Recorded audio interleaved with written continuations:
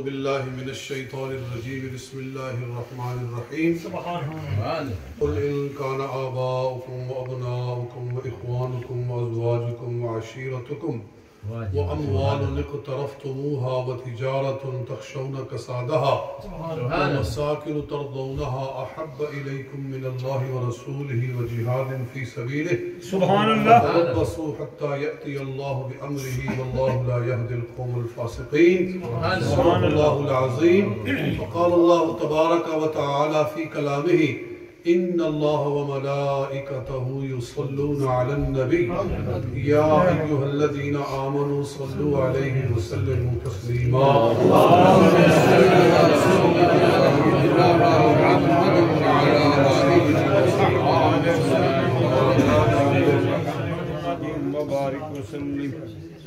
کافی وقت ہو چکا ہے، آپ کافی دیر سے تشریف فرما ہیں، میں اس لیے آپ کا وقت زیادہ نہیں لینا چاہتا، چند منٹس میں میں اپنی حاضری مکمل کرتا ہوں. اللہ تعالیٰ میری بھی اور آپ سب کی حاضری اس محفل میں منظور و مقبول فرمائے.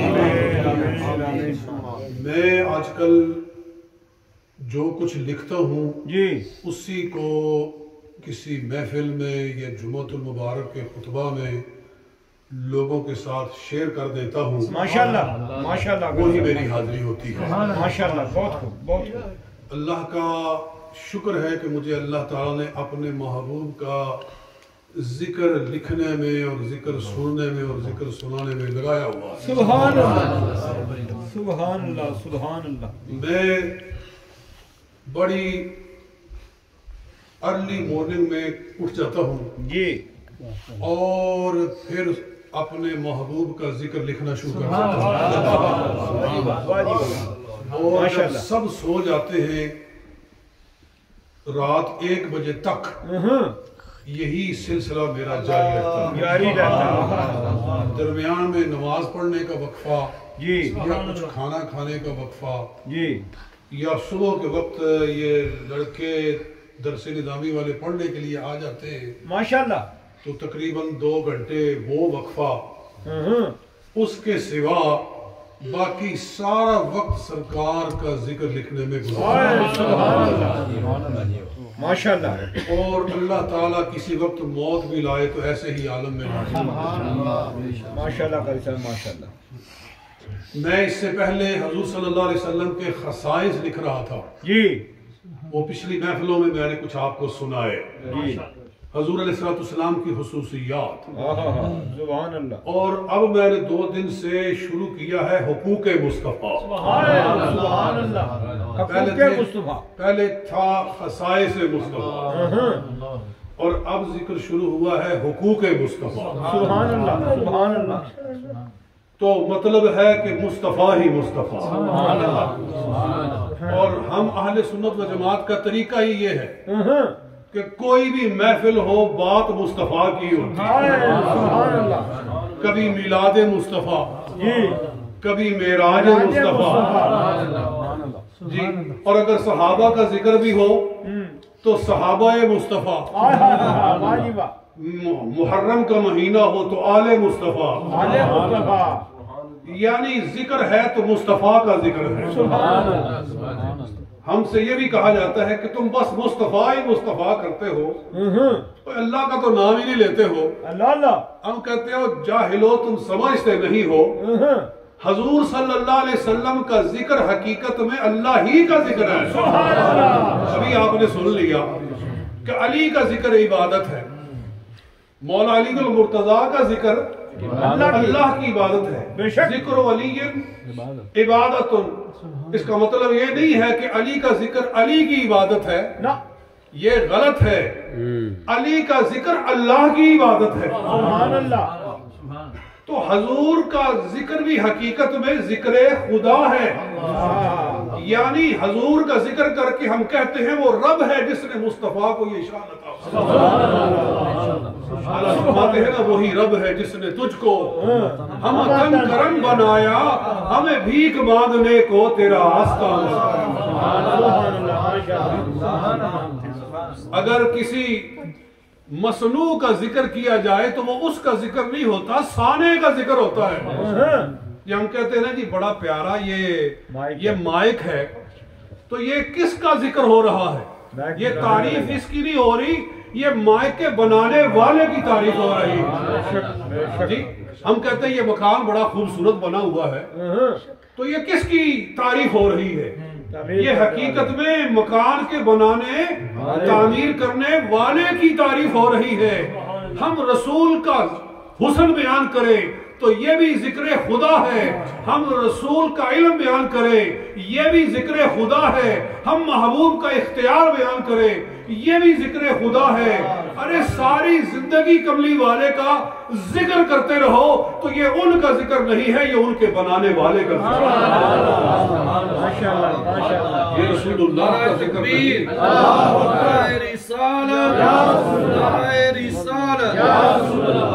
हुजूर अलैहिस्सलाम के हुकूक में से, हुकूक का मतलब है कि हुजूर अलैहिस्सलाम के जो राइट्स हैं जी, हम पर बीइंग ए मुस्लिम, हम पर जो हुजूर अलैहिस्सलाम के राइट्स हैं, हक हैं जो हमें अदा करने चाहिए, वो है हुकूक मुस्तफा। और उनमें से एक हक है मोहब्बत मुस्तफा। एक हक है मोहब्बत मुस्तफा। मोहब्बत मुस्तफा, मुस्तफा मोमिन का हक बनता है कि वो सारी कायनात से बढ़कर कमली वाले से मोहब्बत, सारी मखलूक से बढ़कर कमली वाले से मोहब्बत। और अगर ना करे तो फिर वो मोमिन नहीं है, फिर उसे अल्लाह की पकड़ का इंतजार करना चाहिए।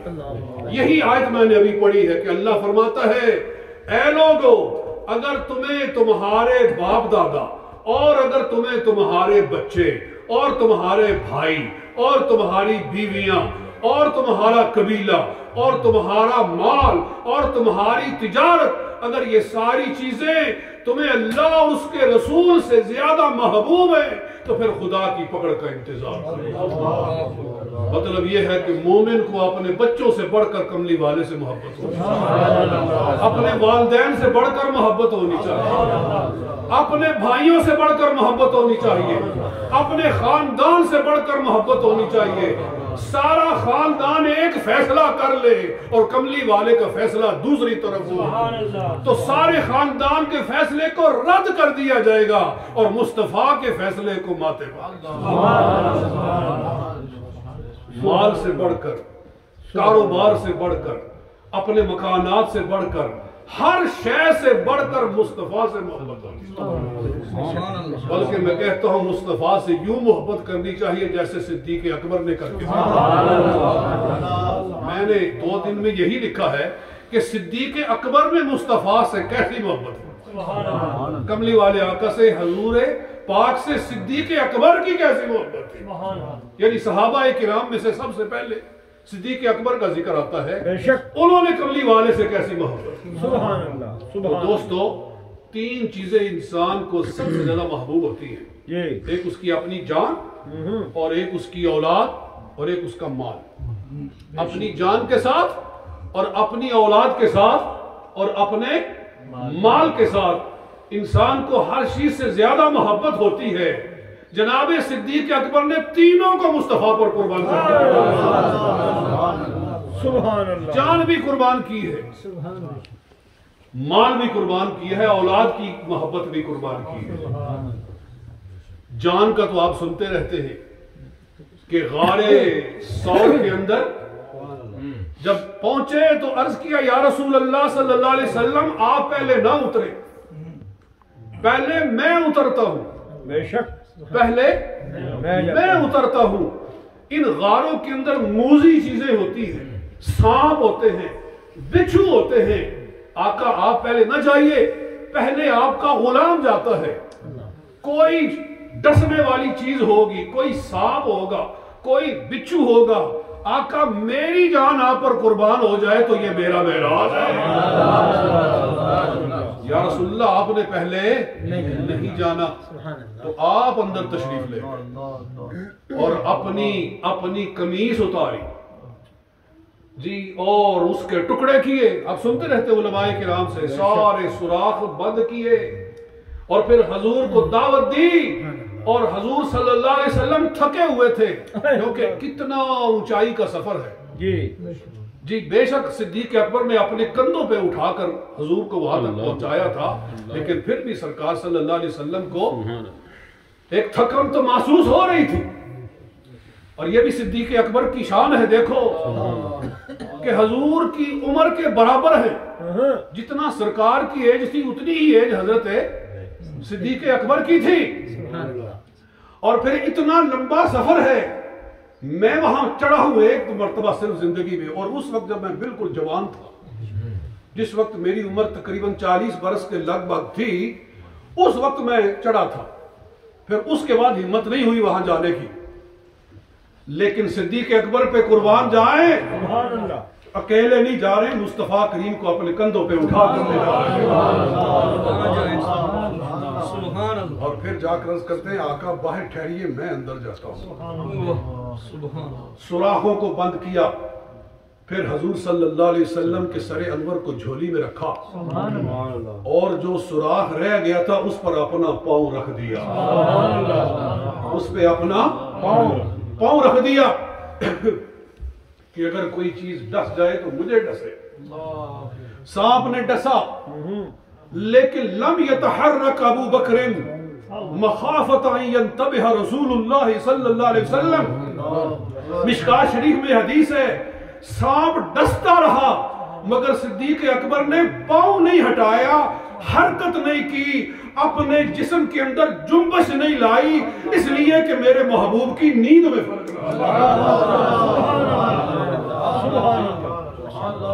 حضور کو پتہ نہیں نیند کتنی دیر کے بعد آئی ہے، حضور کتنے سفر کر کے آئے ہیں میرے آقا، حضور تھکے ہوئے ہیں، میری جان جائے مگر مصطفیٰ کی نیند میں فرق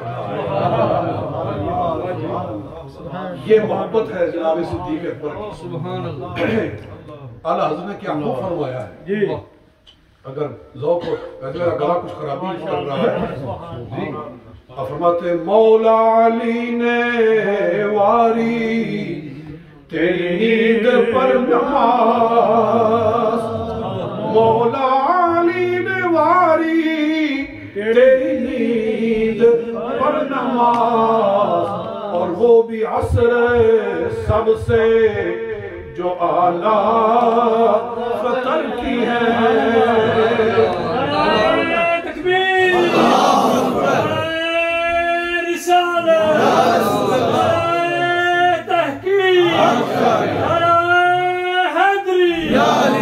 اور صدیق بلکہ غار میں جان اپنی دے چکے، صدیق بلکہ غار میں جان اپنی دے چکے، اور حفظ جان تو جان فروز غرر کی ہے۔ ثابت ہوا کہ جملہ فرائض فروع ہے، اور اصل الوصول بندگی اس تاجور کی ہے۔ اصل الوصول بندگی اس تاجور کی ہے، یعنی اگر حضور سے محبت کرنی ہے تو ایسے کرو جیسے صدیق اکبر نے مصطفیٰ سے۔ قیامت تک آنے والی امت کو محبت مصطفیٰ کا نمونہ دکھا دیا ہے، جان کا قربان کا۔ بلکہ وہ واقعہ بھی میں نے لکھا ہے کہ حضرت علی المرتضیٰ ایک مرتبہ مسجد کوفہ کے منبر پر بیٹھے ہوئے ہیں، فرماتے ہیں کہ من اشجع الناس، کون سب سے بڑا بہادر ہے؟ کہا لوگوں نے انت یا امیر المومنین، آپ بہادر ہیں۔ فرمایا میں بہادر ہوں، واقعی میں جس سے بدلہ لیتا ہوں تو پورا بدلہ لیتا ہوں، لیکن سنو امت کے اندر سب سے بہادر صدیق اکبر۔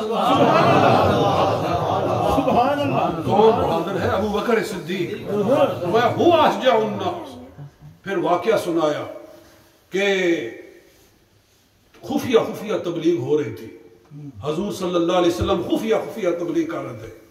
حضرت صدیق اکبر پہلا وہ شخص ہے جس نے پہلی مرتبہ حرم میں کھڑے ہو کر مصطفیٰ کریم صلی اللہ علیہ وسلم کی رسالت کا خطبہ ارشاد فرمایا پہلا خطبہ جو رسول پاک کی رسالت کے لیے امت کے اندر کسی نے ڈنکے کی چوٹ پر کھڑے ہو کر کہا تھا وہ تو صدیق اکبر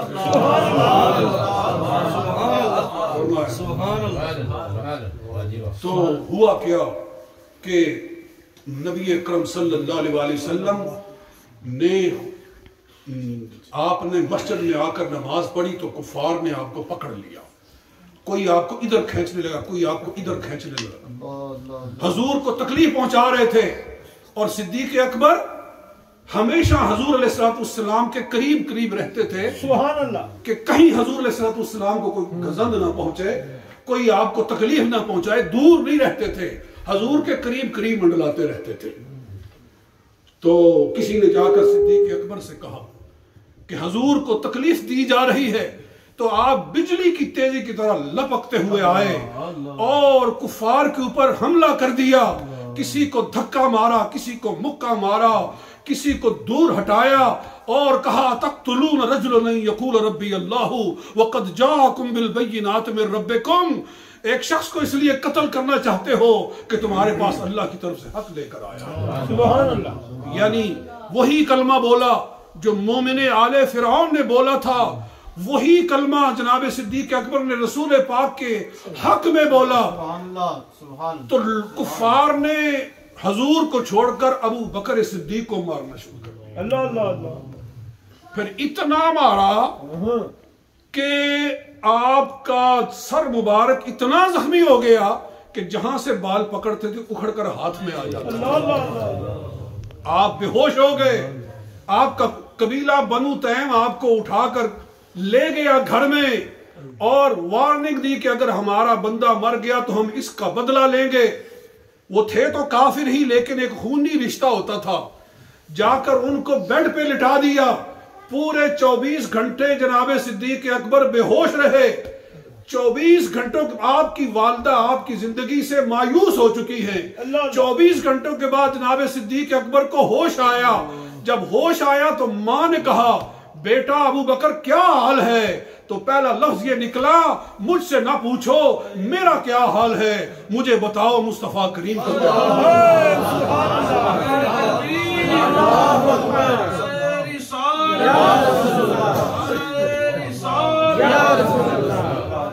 جب میں گر کر بے ہوش ہوا تھا تو رسول پاک کو تنگ کیا، مجھے بتاؤ رسول پاک کا کیا حال ہے؟ ماں نے کہا مجھے اپنی جان کی کوئی پرواہ نہیں ہے کہ ہم تیری زندگی سے مایوس ہو گئے تھے، بے شک تیری آنکھ کھلی ہے تو ہماری جان میں جان آئی ہے، اور تو اپنے بارے میں بات نہیں کرتا، کہتا ہے کہ ان کا کیا حال ہے۔ فرمایا اگر وہ سلامت ہیں تو میری زندگی کی کوئی پرواہ نہیں۔ ماں نے کہا اگر تجھے اتنا ہی پیار ہے تو لے جا مجھے بھی ان کے پاس اور ان کا تو رسول پاک سے محبت ہو تو اللہ تعالیٰ صدیق اکبر جیسی عطا فرمائے۔ یہ ہے ان کا جان قربان کر، اور مال کتنا قربان کیا ہے، اب اس کا تو بڑا لمبا، وہ غزوہ تبوک کا واقعہ لے لے، 3 مرتبہ جناب صدیق اکبر نے سارا مال حضور پر قربان کیا۔ بے شک عثمان غنی نے سب سے زیادہ مال قربان کیا ہے حضور پر، اس لیے کہ ان کے پاس مال تھا ہی اللہ تعالیٰ کا دیا ہوا بہت، بے شک انہوں نے بہت دیا مگر سارا بالکل نہیں دیا، سارا بالکل نہیں دیا، کچھ دیا کچھ رکھا۔ حضرت عمر فاروق غزوہ تبوک پر آدھا رکھ کر آ گئے اور آدھا لے کر آ گئے، کسی نے سارا نہیں لٹایا، سارا اگر حضور پر قربان کیا ہے تو صدیق اکبر نے ایک بار نہیں 3 بار کر کے 3 بار۔ پہلی بار اس وقت جب آپ ایمان لائے، جب آپ مسلمان ہوئے، تو فرماتے ہیں کہ میرے پاس 40,000 درہم تھا، جب میں اسلام لایا میں نے سارے کا سارا حضور کی خدمت پر قربان کیا، اس لیے کہ کئی غلام آزاد، کئی غلام تھے جن کو مارا جاتا تھا، جناب صدیق اکبر کو جیسے ہی پتا چلتا کہ فلاں آدمی اسلام لایا، غلام ہے اور اسے مارا جاتا ہے، فوراً جاتے اس کو خریدتے اور سرکار کے چہرے پر آزاد کرتے۔ ان میں حضرت بلال حبشی ہے، ان میں حضرت عامر بن فہیرہ ہے، ان کے اندر ایک لڑکی زنیرہ ہے، اور اسی طرح سے صحابہ کئی غلام تھے، 7 غلام خرید کر آزاد کیے اور 40,000 سارے کا سارا حضور پر قربان کر دیا۔ اور دوسری مرتبہ جب ہجرت فرمائی تو سارا مال اٹھا کر حضور کے ساتھ چل پڑے، جتنا تھا گھر میں سارے کا سارا۔ حدیث پاک میں آتا ہے آپ کے باپ ابو قحافہ نے کہا کہ گھر میں بھی کچھ چھوڑ کے گیا ہے کہ سارا لے گیا ہے؟ حضرت عائشہ صدیقہ فرماتی ہے ہم نے پتھر رکھے ہوئے تھے ان کے اوپر کپڑا ڈال کے، وہ نبینے ہو گئے تھے ابو قحافہ، ان کو صرف ہم نے تسلی دی، بڑا چھوڑ کے گیا ہے۔ کہا تو یہ تو کافی ہے، لیکن چھوڑ کر کچھ نہیں گئے، صرف بابا جی کو تسلی دینے کے لیے، ان کو مطمئن کرنے کے لیے کہ پریشان نہ ہو، صرف ان کی پریشانی ختم کرنے کے لیے، ورنہ صدیق اکبر گھر میں ایک درہم بھی چھوڑ کر نہیں گئے، سب اپنا بچایا ہوا لے گئے، اور ساری ہجرت کے سفر کی ساری جتنی ضروریات تھی ان کو پورا کیا۔ اور جب وہاں مدینہ پاک میں پہنچے تو لوگوں کو مسجد کے لیے ضرورت تھی، سب سے پہلے مسجد نبوی کی زمین صدیق اکبر نے خرید کر دی، اور تیسری مرتبہ سارا مال آپ نے غزوہ تبوک پر قربان کیا، جس کا ذکر ابھی آپ نے سنا ہے۔ 3 مرتبہ سارا مال سرکار پر قربان کر، اس لیے رسول اللہ صلی اللہ علیہ وسلم فرماتے تھے، میں آخری بات کر کے ختم کرتا ہوں اور وہ بھی کر دوں کہ اولاد کی قربانی کیا ہے، جان کی قربانی، مال کی قربانی، اولاد کی قربانی، کہ مسند بزار کے حوالے سے روایت کیا ہے امام سیوطی نے تاریخ الخلفاء کے اندر کہ آپ کا بیٹا عبد الرحمن ایک مرتبہ آپ سے کہنے لگا کہ بدر کے میدان میں آپ میری تلوار کے نیچے آ گئے تھے، احدفت لی لو شئت لقتلتک، آپ میرے ہدف میں آ گئے تھے، اگر میں چاہتا تو آپ کو قتل کر دیتا، لیکن میں نے کہا میرا باپ ہے، میں نے تلوار کو نیام میں کر لیا۔ صدیق اکبر رضی اللہ تعالیٰ عنہ نے فرمایا واللہ لو کنت احدفت لی لقطعت عنقک، اللہ کی قسم اگر تو میری تلوار کے نیچے آتا تو میں تیرے 2 ٹکڑے کر دیتا، اس لیے کہ تو میرے مصطفیٰ کا دشمن بن گیا۔ اور مرزا تقی سپہر ایرانی شیعہ مصنف ہے، وہ ناسخ التواریخ کے اندر لکھتا ہے کہ غزوہ احد کے اندر آپ کا بیٹا عبد الرحمن جو ابھی اسلام نہیں لایا تھا، شیعہ مصنف ہے، لیکن بیان کر رہا ہے کہ غزوہ احد کے اندر عبد الرحمن آیا اور اس نے مبارزت طلبی کی، حل میں مبارزے، کوئی ہے میرے مقابلے میں آنے والا تو آئے، وہ نوجوان ہے، تلوار کو لہرا رہا ہے، کوئی میرے مقابلے میں آئے۔ ابھی حضور صلی اللہ علیہ وسلم نے کسی کو اشارہ نہیں کیا کہ کون اس کے مقابلے میں جائے، حضور علیہ السلام کے اشارے کا انتظار کیے بغیر صدیق اکبر تلوار لے کر میدان بیٹے کے سامنے جا کر کھڑے ہو گئے۔ حضور صلی اللہ علیہ وسلم نے دور سے آواز دی، ابو بکر واپس آ جا، واپس آ جا، اور صرف اپنی صحبت کے ساتھ ہمیں نفع پہنچا، یعنی ہم تو تجھے بچا بچا کر رکھ رہے ہیں، ہم نے تجھ سے بڑے کام لینے، لیکن حضرت صدیق اکبر نے اپنی محبت کا حق ادا کر کے دکھا دیا۔ اس لیے نبی اکرم صلی اللہ علیہ وسلم نے آخری خطبہ زندگی کا جو ارشاد فرمایا تھا، آخری خطبہ، وہ خطبہ تھا ہی افضلیت صدیق اکبر، میں اس کا نام ہی رکھتا ہوں خطبہ افضلیت صدیق اکبر۔ جی اس کے بعد حضور نے کوئی خطبہ دیا ہی نہیں، کوئی ثابت کرے کہ اس خطبے کے بعد حضور نے کوئی خطبہ دیا ہو۔ نبی اکرم صلی اللہ علیہ وسلم بستر علالت سے اٹھ کر مسجد میں تشریف لائے، اور پھر لوگوں نے حضور کو دوبارہ مسجد میں خطبہ دیتے ہوئے دیکھا نہیں ہے۔ وہ خطبہ حضور باوجود تکلیف کے مسجد میں آئے، باوجود بیماری کے مسجد میں آئے، اور ساری اپنی امت کو بٹھا کر صدیق اکبر کی افضلیت کو بیان فرمایا۔ میں حیران ہوں، لوگ خطبہ غدیر خم کو بہت لہرا لہرا کر بیان کرتے ہیں، میں کہتا ہوں ضرور بیان کرو، لیکن وہ خطبہ بھی بیان کرو جو حضور نے باوجود بیماری کے اٹھ کر مسجد میں آ کر صدیق اکبر کی افضلیت پر بیان فرمایا۔ آپ نے فرمایا ان امن الناس علی فی صحبتہ و مالہ ابو بکر، اس پر سبحان اللہ بنتی ہے۔ سرکار نے خطبہ ارشاد فرمایا ان امن الناس علی فی صحبتہ و مالہ ابو بکر، یاد رکھو مجھ پر اپنی صحبت اور اپنے مال کے ساتھ سب سے زیادہ جس نے احسان کیا ہے وہ صدیق اکبر۔ امنو کیا سیگا ہے؟ آپ سارے بیٹھے ہوئے علماء، امنو یہ مننا یہ منو کا اس میں تفضیل ہے، جس کا معنی ہوتا ہے سب سے زیادہ احسان کرنے والا، سب سے زیادہ احسان کرنے والا، اپنے مال کے ساتھ اور اپنی صحبت کے ساتھ مجھ پر جس نے سب سے احسان کیا ہے زیادہ وہ صدیق اکبر۔ آگے ارشاد فرمایا وَلَوْ كُنْتُ مُتَّخِذًا خَلِيلًا غَيْرَ رَبِّي لَاتَّخَذْتُ أَبَا بَكْرٍ خَلِيلًا، اور اگر میں اپنے رب کے سوا کسی کو خلیل بناتا تو صدیق کو اپنا خلیل بناتا۔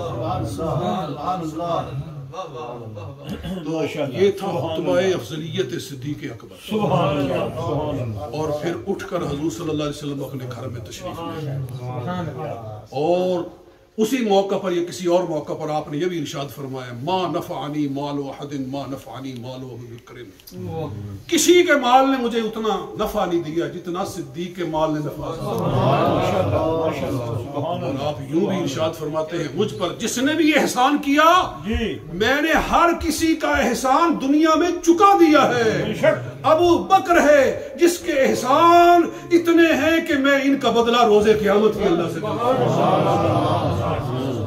سبحان اللہ۔ تو مال بھی قربان ہے، جان بھی قربان ہے، اولاد بھی قربان ہے۔ محبت ہو مصطفیٰ سے تو ایسی جیسے صدیق اکبر۔ اور پھر اس کے بعد میں نے جناب فاروق اعظم کی محبت شروع کی ہے، آج یہ لکھ رہا تھا، ماشاءاللہ وہ بھی بے مثال ہے۔ اسی طرح میں چاروں خلفاء کی لکھنا چاہتا ہوں، اور آگے پھر صحابہ کرام اور بھی، تو خدا تعالی ہمیں صحابہ جیسی محبت مصطفیٰ، کہ ہم ذکر کرتے ہیں ان کا، اپنا وقت قربان کرتے ہیں ان کے لیے، اللہ کرے کہ ہم صحابہ کرام کے صحیح نقش قدم پر چل جائیں اور ہم ان کی اطاعت بھی اسی طرح اختیار کر لیں۔ جو کچھ کہا اللہ تعالیٰ منظور و مقبول فرمائے۔